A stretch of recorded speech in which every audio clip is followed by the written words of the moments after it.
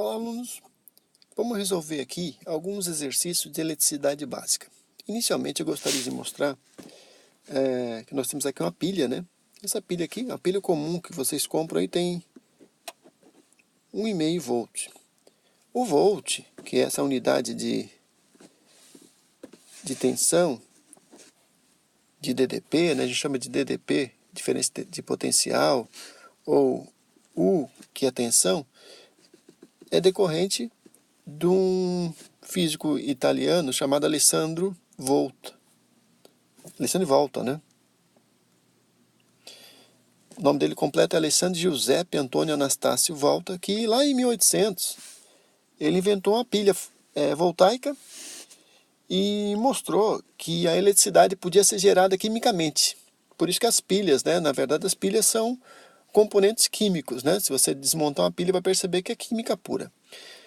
Nesse caso aqui eu tenho uma pilha comum e aqui eu tenho também uma bateria, né? Essas baterias a gente usa aí até no carro, né? Tem uma bateria com 12 volts e aí nós temos uma corrente elétrica. Então toda vez que eu ligo posso ligar um fio, né, entre os dois terminais aqui dessa bateria, vai surgir uma corrente elétrica, né, que a gente chama corrente elétrica de I.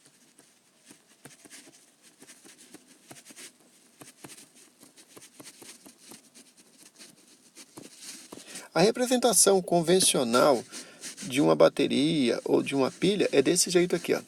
A gente tem sempre um polo negativo e um positivo. Vamos supor então que aqui seja o nosso polo positivo e aqui nosso polo negativo. Então, a corrente vai fluir sempre, do ponto de vista de convenção nossa, do negativo para o positivo. Então, negativo para positivo flui a corrente. Na verdade, o sentido dos elétrons é o contrário, mas para todos os nossos cálculos nós vamos usar em física essa convenção aqui, ok? Então, a voltagem nada mais é do que uma diferença de potencial entre o polo positivo e o negativo de uma pilha ou de uma bateria. Então, tem pilha e uma bateria. Se a gente medir nos terminais, pegar aqui os terminais de uma pilha e medir a amperagem, por exemplo, por meio de um amperímetro aí, de uma pilha, a gente vai perceber. Desculpa, aqui nós estamos medindo a amperagem, ok? Então, nesse caso aqui pode ser qualquer valor, não pode ser, para não dar confusão com a voltagem que eu estava usando ali, 1,5, vamos colocar aqui 3, por exemplo, 3 amperes.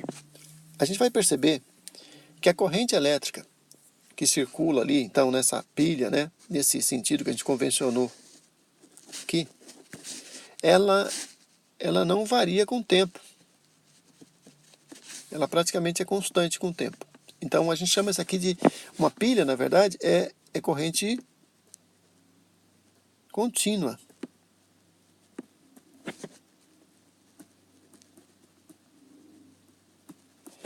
Mas se a gente pegar a tomada que a gente tem na nossa casa, esse padrão novo aí, e colocar um osciloscópio ali, nós vamos perceber que a corrente elétrica na nossa tomada, ela tem esse comportamento. Ela é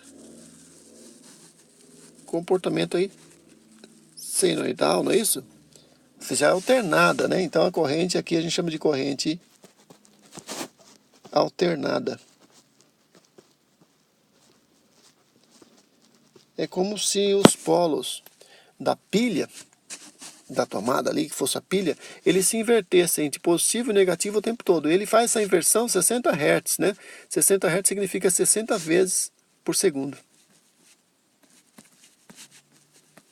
Então essa é a explicação da diferença aí da corrente contínua e corrente alternada. Ou seja, na corrente contínua, o polo negativo e o positivo, eles são constantes.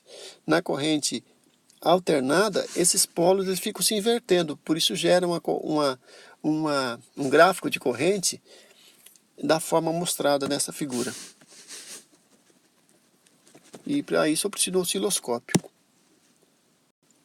Bom, a gente tem para a gente começar a aprender, a gente tem que lembrar o seguinte: tem circuitos aí. Vamos supor que eu pego uma bateria e monte um circuito elétrico. Então, do negativo para positivo, corrente, sentido convencional da corrente. Aqui a gente tem o quê?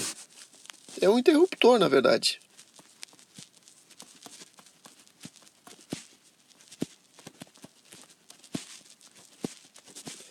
Se por acaso esse interruptor estiver aberto, eu não vou ter passagem de corrente nenhuma. Mas se eu vou lá e fecho esse caminho, né? Ou você fecha o interruptor, desculpa, fecho, aí eu tenho o quê? Fechei o circuito. Agora a corrente vai fluir normalmente no circuito todo. E vai passar aqui, ó. Vamos supor que eu tenho duas lâmpadas aqui. E eu chamo essa lâmpada de resistência 1 e resistência 2, a lâmpada vai acender, ó. Ok? Então, primeira coisa, se a gente tem um circuito fechado, né, o interruptor fechado, eu vou ter uma passagem de corrente e elas vão passar pela lâmpadas 1 e 2. Nesse caso, se a lâmpada 1 ela se romper ou se ela queimar, a corrente vai parar de passar também pela lâmpada 2. Então, o circuito em série tem essa característica, né? A corrente passa, é a mesma corrente. Então, essa I aqui, vamos supor aí que aqui seja uma corrente, sei lá, de 2 amperes. Aqui vai ser 2 amperes.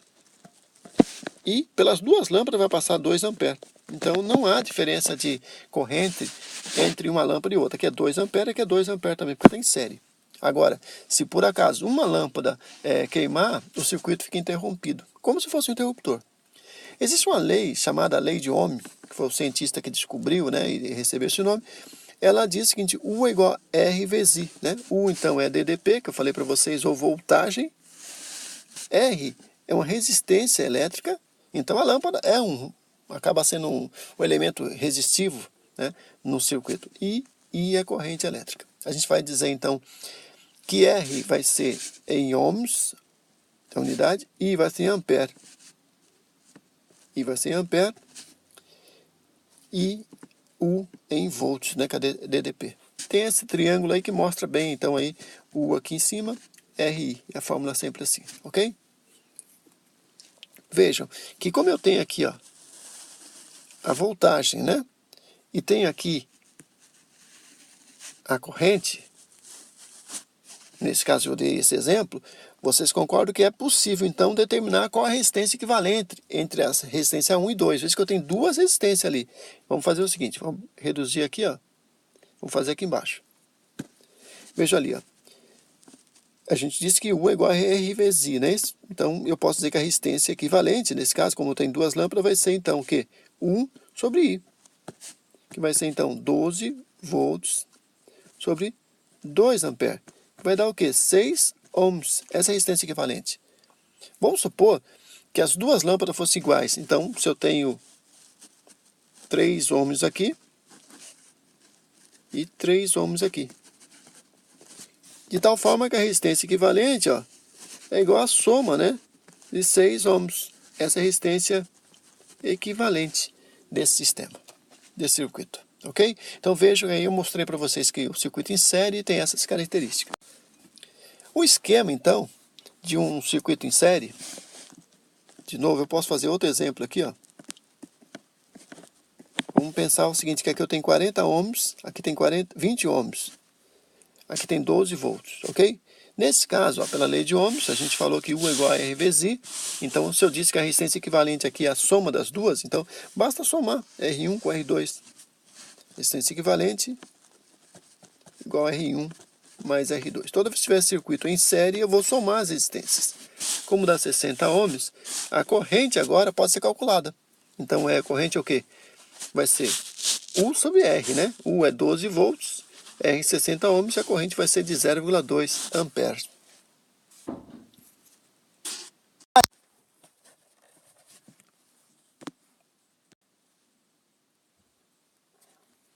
Já o circuito que a gente chama em paralelo, ele tem umas características mais interessantes aí, ó.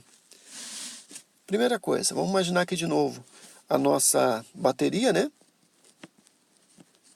De 12 volts aí, polo negativo e positivo, corrente então indo nesse sentido convencional. eu tenho aqui um interruptor, aqui, ou disjuntor, uma vez fechado, eu tenho a corrente I total, que eu chamo I total aqui passando aqui, ó. Bom, agora, veja, agora eu tenho as lâmpadas aí. Vamos supor que aqui tem interruptor para aquela lâmpada. Se tiver fechadinho o interruptor, a lâmpada vai acender. Mas eu posso ter lâmpadas de potência diferentes, né? Ou seja, eu posso ter resistências diferentes. Vou chamar de R1, R2 e R3, que a gente chama a lâmpada como resistência, né? Elemento resistivo. Entre cada ponto, entre esses dois pontos, esse ponto e esse ponto, eu tenho 12 volts. Entre esse e esse eu tenho também 12 volts. E entre esse e esse eu também tenho 12 volts. Está aqui, ó. Então todas as lâmpadas estão submetidas à mesma o quê? A mesma tensão, ok? Agora, vejam, para cada elemento desse aqui, para cada lâmpada, eu posso ter uma corrente elétrica diferente, chama de I1, I2 e I3. Por quê? Porque existe aquela relação, U igual a RI. Então, se a resistência é diferente, como U é 12 volts, o I vai ser diferente. Então, porque o I sempre vai ser calculado como U sobre R. No caso, I1 é igual a U, que é total, R1. O U é fixa, 12. U igual a 12 volts. Então, se eu tenho a resistência 1 com um valor diferente da resistência 2, ó, I2 é igual a U sobre R2. E I3 é igual a U sobre R3. Ok? A única consideração que eu digo é o seguinte, ó, que a I total, essa corrente que passa aqui pela bateria, essa I total aqui tem que ser a soma de I1 mais I2 mais I3, ok? Então, vejam aí que no circuito em paralelo tem uma característica interessante. Se por acaso eu abrir um interruptor aqui, a corrente continua passando, porque a corrente que vem aqui em cima, ó, ela, se está fechado aqui, aberto o disjuntor, o interruptor, ele vai para outra e vai passar para cá, vai distribuir. Então é assim que funciona. É diferente então do circuito em série, onde se uma lâmpada queimar, eu elimino todo o circuito, ou seja, não passa mais corrente elétrica. Nesse caso não, a voltagem ela vai existir, e se está interrompido o circuito, a corrente vai procurar outro caminho e ele vai passar para as outras lâmpadas. Bom, um exemplo aí, aquele caso ali, ó, imagina aqui que eu tenho 12 volts, corrente elétrica total aqui, resistência 1 de 20 ohms, resistência 2 de 10 ohms e resistência 3 de 40 ohms. Nesse caso, vejam que para eu usar a lei de Ohm, eu preciso fazer uma coisa interessante. Eu tenho que achar resistência equivalente, porque eu tenho 3 resistências. E nesse caso, para eu calcular a corrente I total, eu preciso fazer U, que é 12 volts, sobre resistência equivalente do circuito. Como é que eu calculo resistência equivalente? Tem uma equação que a gente vai usar sempre aqui, ó. 1 sobre resistência equivalente é igual a 1 sobre R1, esse aqui é R1, esse aqui é R2, esse aqui é R3. Então, fazendo essa conta, eu tenho que resistência equivalente vai ser 40 sobre 7 ou 5,71 ohms. Logo, o I total que passa ali vai ser 12 volts dividido por 5,71 ohms, que dá 2,1 ampere. É assim que a gente calcula a corrente elétrica total que passa aqui no circuito. Agora vejam que eu vou ter correntes individuais passando aqui, ó, I1, I2 e I3. Então, para a gente determinar esse valor, nós vamos fazer individualmente para cada circuito usar essa equação aqui, ó. Vejam, então ali, ó, eu tenho 20 ampere aqui, 20 ampere aqui, opa, 10 ampere aqui e 40 amperes aqui. Então, a tensão é a mesma em cada um desse circuito. Veja que eu só tirei ali a parte de cima para ficar mais didático, né? Porque a corrente ele completa assim, tá ok? Ele faz assim, ele fecha ali e tem ali. Então vejam que aqui a corrente ela se distribui em I1, I2 e I3. I1 vai ser 12 sobre 20, que dá 0,6 ampere. I2 vai ser 12 sobre 10. 12 é o quê? É a voltagem. 10 é o quê? É a resistência R2. E aqui é R1, né? E aqui é R3. Com isso eu tenho I3 também, ó, como sendo 0,3 ampere. Somando então, ó, 0,6, que a gente calculou aqui, mais 1,2 mais 0,3, eu tenho I total de 2,1 ampere. Ok? Que é o que a gente tinha calculado anteriormente. Então, mais uma informação para vocês. Uma vez a gente entendendo a diferença de um circuito em série e um circuito de paralelo, é interessante falar em potência dissipada por um circuito. Aí tem esse desenho aqui, que é a potência, né? Potência aí vai ser o quê? U vezes I. A gente conhece também como π também, né? π também. Bom, num caso, vamos dar um exemplo. U é igual a 12 volts, corrente elétrica é 2,1 ampere. Qual a potência dissipada desse circuito? Vai ser 25,2 watts, porque é 12 vezes 2,1. Isso vale para a corrente contínua. Esse é um detalhe interessante, tá? Bom, se a corrente for alternada, que a gente mostrou ali no início,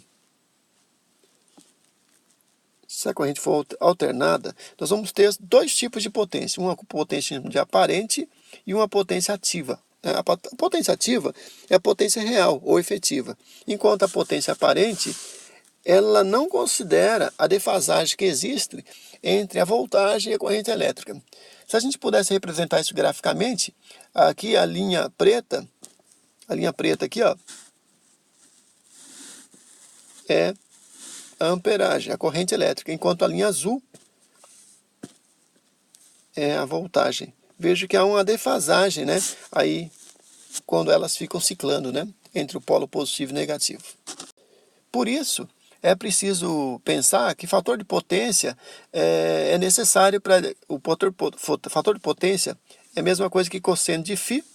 Φ é uma letra grega, né? Desse jeito aqui. E o cosseno de φ, ele varia de 0 até 1. Normalmente, para os medidores, o fator de potência tem que ser maior de 0,8. Quanto maior o fator de potência, maior a potência ativa. Essa é uma consideração. Vamos pegar um exemplo aí. A tensão é de 100 volts, a amperagem de 5 amperes. Nesse caso, vejo que o cosseno de... Vamos supor que o cosseno de φ seja 0,8. Então, a potência calculada vai ser essa aqui, ó. U vezes I, né, vezes cosseno de φ.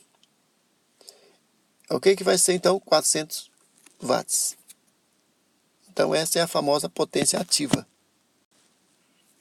Se a potência aparente for 500 watts, imagina que a potência aparente fosse 500 watts e a potência ativa 400 watts, nesse caso eu podia calcular o cosseno de φ, sendo como potência ativa sobre potência aparente, que dá 400 sobre 500, que dá 0,8. Ou seja, o fator de potência é igual a 0,8.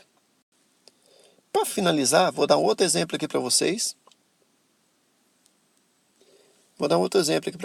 Imagina que tem um circuito como esse, 12 volts aqui, né? Obviamente aqui corrente, o sentido convencional dela indo para lá, e ela encontra um nó. Nesse nó, ela se divide em 3 circuitos aqui, ó, em 3 partes, né? Então, obviamente que a corrente, ela se dividiu. Ela vai para o R1, para o R2, para o R3. Nesse caso, vamos supor que o valor do R1 seja 150, o R2 seja 100 e o R3 seja 1180. A resistência equivalente vai ser 57,1 ohms. Logo, a corrente total que passa no circuito é 12 volts sobre 57,1, que dá 0,21 ampere.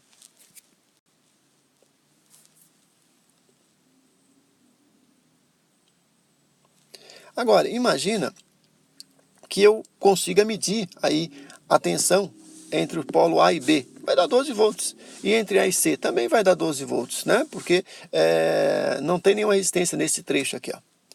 Bom, se a I total é 0,21, eu consigo calcular qual a corrente que passa na 1, no resistor 1, no resistor 2, resistor 3. Eu vou chamar de I1, I2 e I3. Nesse caso eu calculo como sendo, ó, é fácil, é só pegar aqui a resistência, R1, pegar a voltagem e dividir pela resistência, vai dar 0,08 ampere.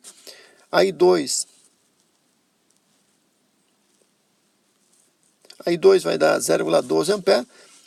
A I2, né? E a I3 vai dar 0,10 ampere. Que dá um total, somando tudo isso, de 0,21 ampere, que era a corrente total. É isso, espero que tenha entendido. E até a próxima aula.